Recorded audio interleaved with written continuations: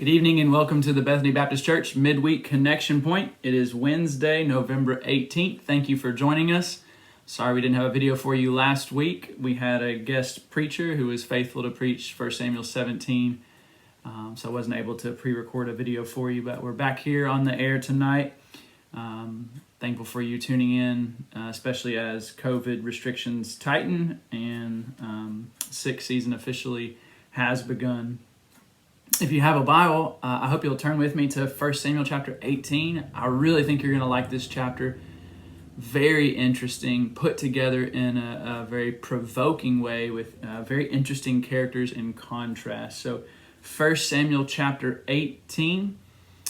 Hope you'll follow along with me. I'm going to read the whole chapter, and then I've got 5 questions I want us to ask as we examine the text. As you're doing that too, if you haven't been able to join us, just celebrate. We had a great Sunday last Sunday. We had Miss Bonnie DeVore join us and covenant membership with us. So we're so thankful for Miss Bonnie and those of you who welcomed her. We also had 3 first-time guests showed up at our church, invited by others or found us online and stayed with us for our fellowship meal. So I'm expecting good things to come from that. So great time in the life of our church.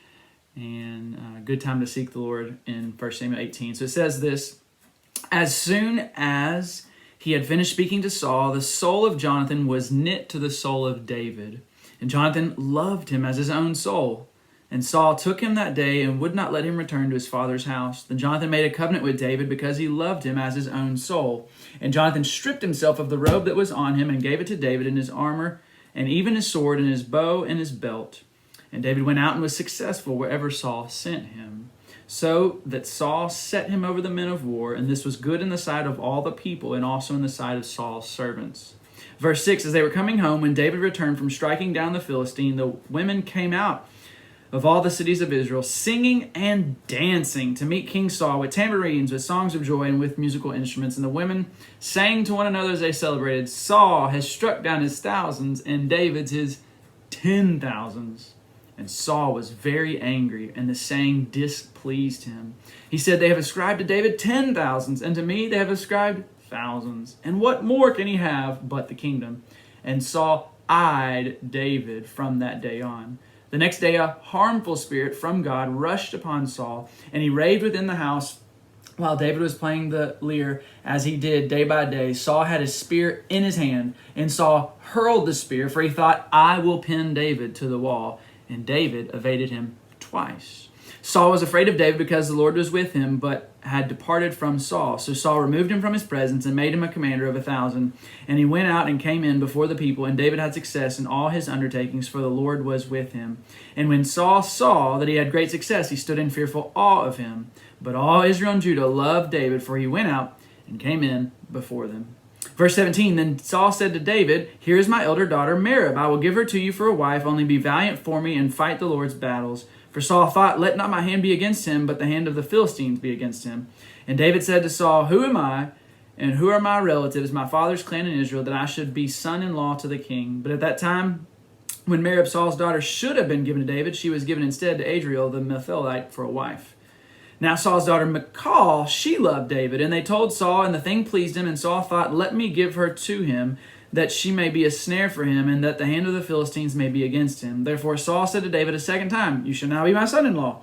And Saul commanded his servants to speak to David in private and say, behold, the king has delight in you, and all his servants love you. Now then, become the king's son-in-law. And Saul's servants spoke these words in the ears of David. And David said, does it seem to you a little thing to become the king's son-in-law, since I'm a poor man and have no reputation? And the servants of Saul told him, thus and so did David speak. Then Saul said, thus shall you say to David, the king desires no bride price except 100 foreskins of the Philistines, that he may be avenged of the king's enemies. Now Saul thought to make David fall by the hand of the Philistines. And when his servants told David these words, it pleased David well to be the king's son-in-law before the time had expired. David arose and went along with his men and killed 200 of the Philistines. And David brought their foreskins and were given in full number to the king, that he might become the king's son-in-law. And Saul gave him his daughter Michal for a wife. But when Saul saw and knew the Lord was with David, and that Michal, Saul's daughter, loved him, Saul was even more afraid of David. So Saul was David's enemy continually. Then the commanders of the Philistines came out to battle, and as often as they came out, David had more success than all the servants of Saul, so that his name was highly esteemed.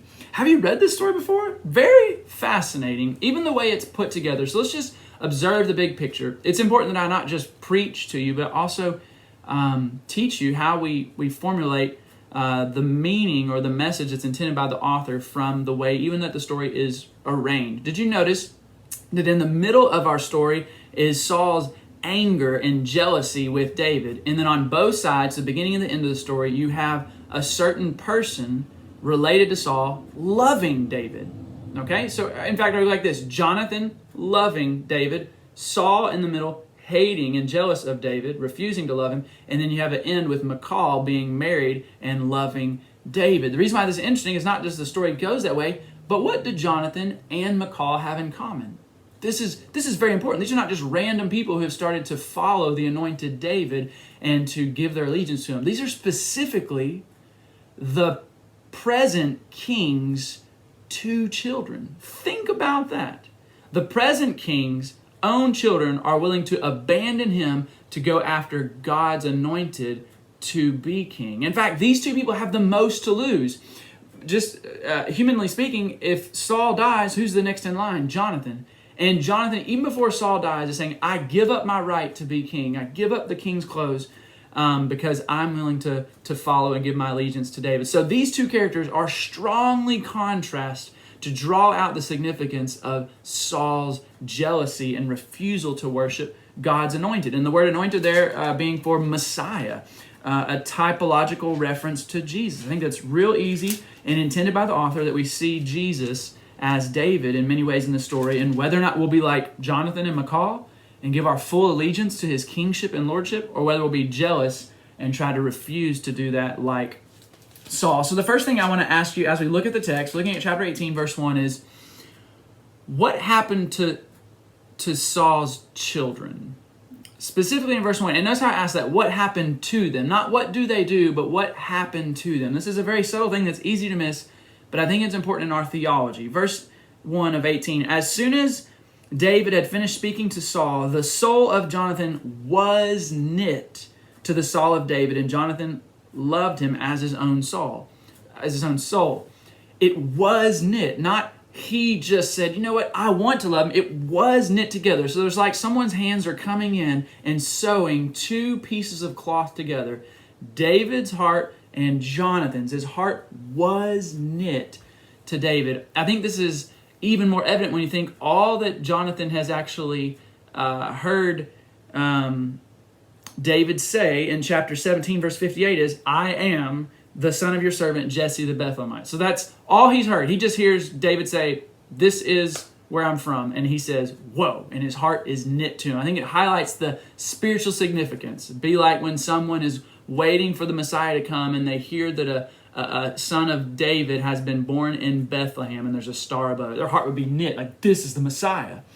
He hears this and his heart is knit. This is very important because you have this, which I say is God giving him supernatural affections for David and his allegiance to him instead of his father. I believe it's supernatural because what heir apparent of the king would give it up when it would rightly be his unless God had changed his heart and set his affections on David? I think God is doing a miracle, is working grace in Jonathan's heart, just like he does Michal later, in that she loved him. It's a contrast because Saul can't love him, or he's not loving, he's choosing not to love him, and in fact, God gives a harmful spirit to Saul. So you see that this text is not just about men jockeying for position and following allegiance, but God is speaking through this text and intervening in the knitting of hearts and the giving away or giving of harmful spirits to those who continue to reject him. So it's very important as we understand God's grace and why we would ever choose to worship Jesus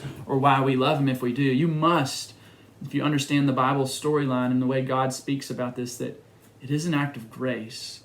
Faith and affections for Jesus is something that all people should have, but it is a gift. It is a gift of God. So the next question is this: What do Saul's children do to David? So we saw that their heart is knit to him supernaturally by God, but what do they actually do? Do they just say, oh, God, help me love David, and so I'm just going to sit here with love in my heart? They respond with human responsibility and actions that prove their love. Michal marries him. What a greater union than marriage. She marries him, doesn't wait for another man, does not refuse David, but marries him. So she's knows him and gives her allegiance to him. Jonathan is more specifically outlined. Look at verse 3. Jonathan made a covenant with David. So we looked at verse 1, God knit their hearts. Now we see Jonathan responding. Jonathan made a covenant with David because he loved him as his own soul. Verse 4, Jonathan stripped himself of the robe that was on him and gave it to David, and his armor bearer, and his sword, and bow, and his belt. So he responds for these supernatural affections, the worthiness of David for his allegiance with action. So he doesn't just say, I love David, or in the same way we don't expect someone to say, I just love Jesus and sit there. But we give the anointed king, we give Jesus our life. Jesus, here's my affections. Jesus, here's my time. Jesus, here's my cell phone, and what I look at and how I use it. Will it be for me and my own selfish glory, or will it be for you? Here's my mind, what I study. Here's my hobbies, what I do with my resources. Here's my money. It's yours, King Jesus. Have your affections for Christ, have they led to your responding with such actions? I'm not saying it's necessarily easy. This was the most costly action for the heir apparent to the king, Jonathan. But he gives up these rights and these things to follow David, to give his allegiance to him. In the same way, I hope you have been so persuaded to give your life and your all to Christ. Not just your Sunday morning or your Wednesday night, but every day, your thoughts, your marriage, your children, not to glorify yourself through scholarships and sports, but that they would know the Lord. Here's everything. It's God's already. I give it back to him in the way that I worship Jesus. I hope you see that. Now, a bigger question is, why does Saul not have the same response that is awesome in Michal and Jonathan? Why is it that Saul can't worship or can't give his allegiance and take his crown and give it to David? Why can't he? Well, I think the greatest reason is he's jealous. He wants to be on the throne. He's all about himself. In fact, in verse 6 through 8, you see the people come home and they're singing in front of Saul the praises of David as a better person, as a more worthy person. He's jealous. They're singing about his 10,000s, but only my thousands. You see this root of jealousy that comes from selfish pride, friend, that's in all of us. It's keeping him from seeing what is so clear, that David is the rightful king, or that Jesus is worthy of worship. Jealousy keeps Saul from doing this. Friends, is there any root of jealousy in you? Jealousy over another person's happiness? Jealousy over another person's prosperity? I have to ask myself this sometimes. I'm thankful for the growth at Bethany, but when I see other younger pastors, churches flourishing even more, is there Saul-like jealousy in my heart for them? Is a root of bitterness placed there? Or even when I preach, I just want to admit and show you that we're a lot more like Saul than Jonathan Michal than we realize. And this sin must be crucified by the power of the gospel. It's funny. I don't ever have to remind myself to talk about myself and the good things I've done when I'm preaching, when I'm telling stories. That just comes from a sinful, self-glorifying heart. But I know my own sinfulness because I have to remind myself to make the sermon about Jesus and not Lucas, to tell stories that glorify God and humble Lucas. Friends, this jealousy of self-worship is damning. It must be crucified. It must be pinned to the wall, not David. And the only power to do that is from the gospel, is for God to work in us to see Christ as better and worthy of our affections than ourselves, that Jesus is worth all of my money and my mind and my heart and my marriage than just my own selfish pleasures and selfish glory. So we see that Saul can't do this because he's jealous, and it is eating him up, and it is going to damn him. Friends, I hope that even through my example and confession of sin and through this text that God is rescuing you from any root of jealousy, even as we speak. So another thing I just want to briefly say is you could read this text, and sometimes it's like, well, wait a second, Saul kind of loves David because he appoints him into his army, and he's willing to give him his own daughter. I mean, so you said Jonathan gave up his clothes. Well, Saul's given up his wife for a position on the military command, and I think this is even more of a warning to us. What appears to be love is not love at all. In fact, it is using David to just further glorify himself. Did you hear that warning? Look at the way he speaks of this in the shady language in verse 22. Saul commanded his servants, "Speak to David in private. Behold, the king has delight in you, and all his servants love you." Is that true? Does King Saul really love David when he's willing to give him his wife or give him this task? No, because we know he's using him to kill the Philistines, or in fact going to use this to kill David so that Saul will be alone. Friends, just be practical. Not only is that temptation in us to use Jesus for selfish means, Jesus might get me a godly wife or might make me happy.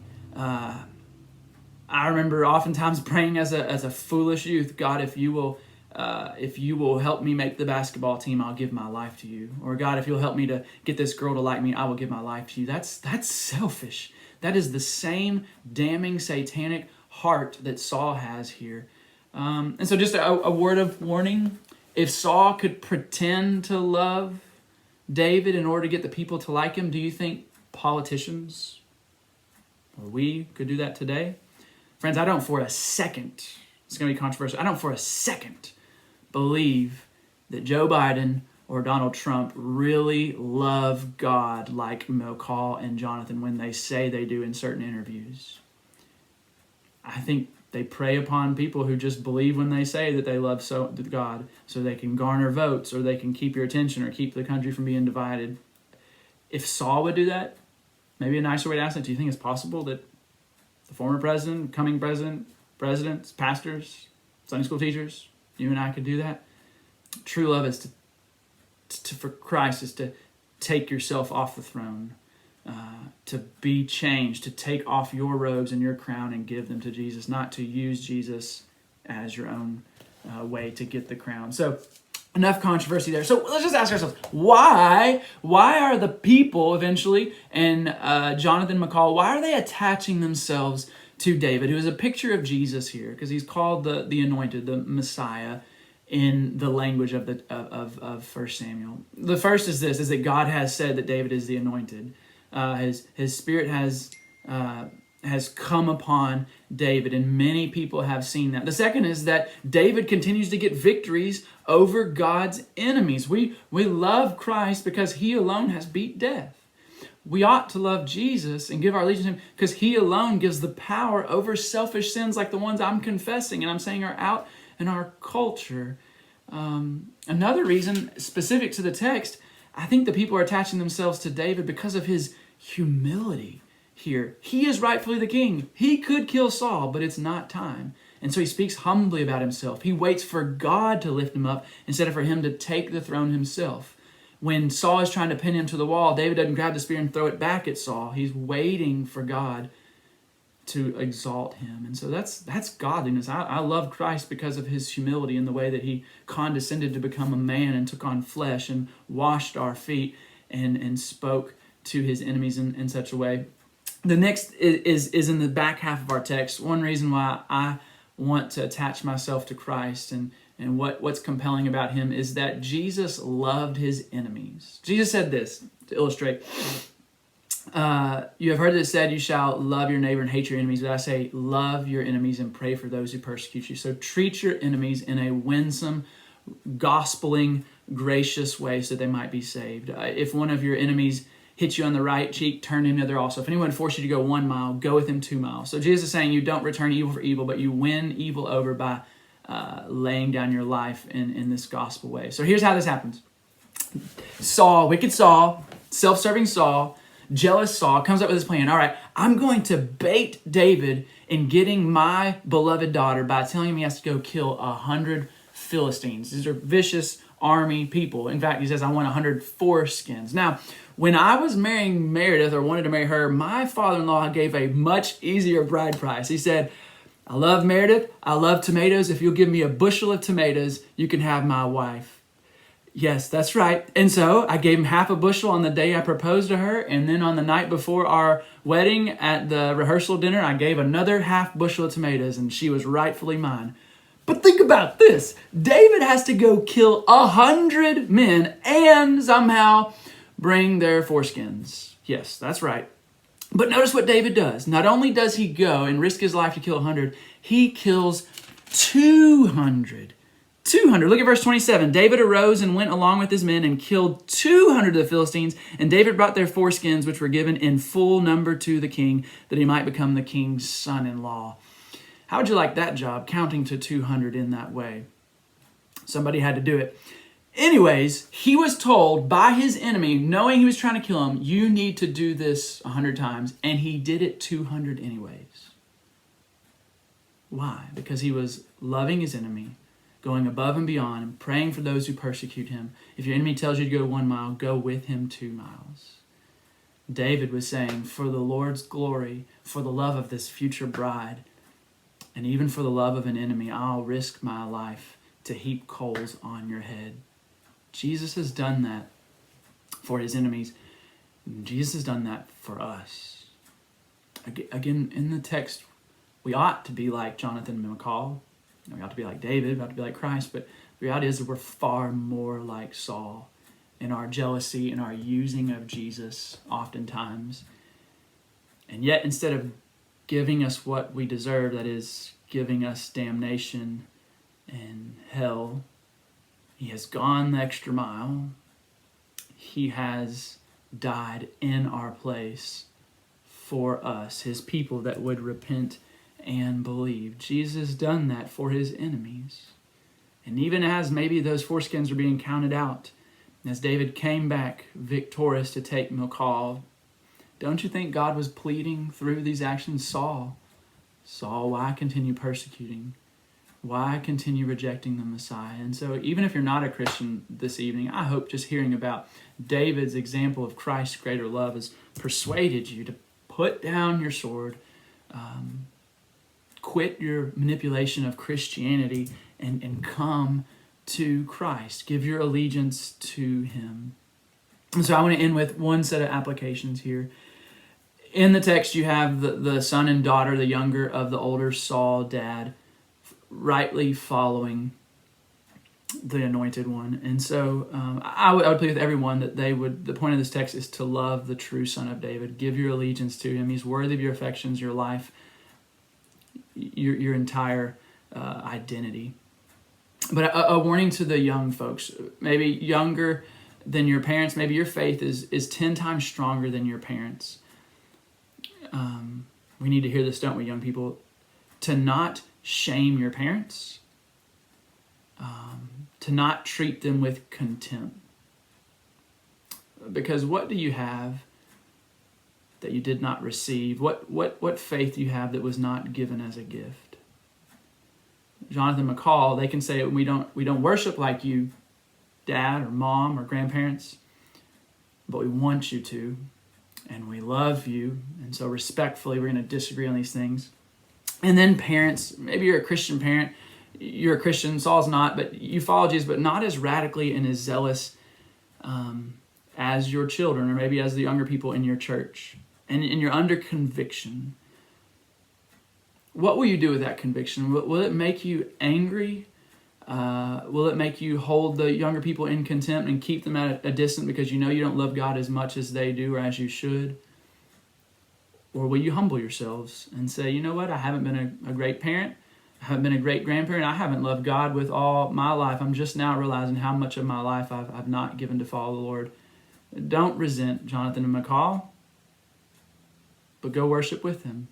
Ask them. I would love for there to be a point in our churches where some of the older people are asking the younger people marriage advice, if so, or the older people ask the younger people for Bible reading and spiritual discipline advice.